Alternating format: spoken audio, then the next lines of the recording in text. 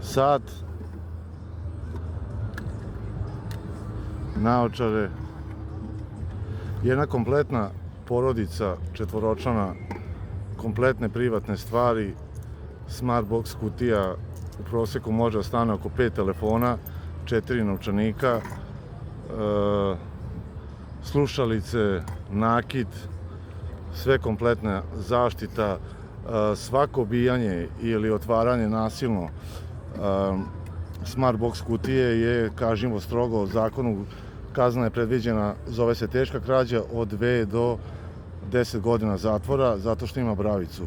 I naravno Smartbox kutija je naravno osigurana. Znači svaka krađa, svaka otvaranje nasilno ove kutije je teška krađa.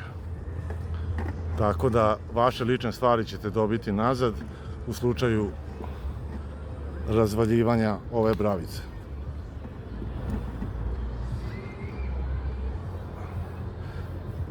Nakit.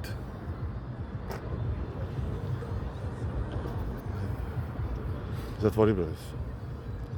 Zatvaranje satom.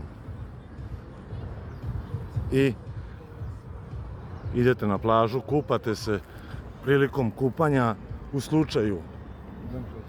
slučaju obijanja dok ste vi na plaži, znači u slučaju provalnik da šrafcigerom obije bravu, svako otvaranje brave automatski se dobija, upali se na vašem, to jest oblik sata koji ima čip i pali se vibracija.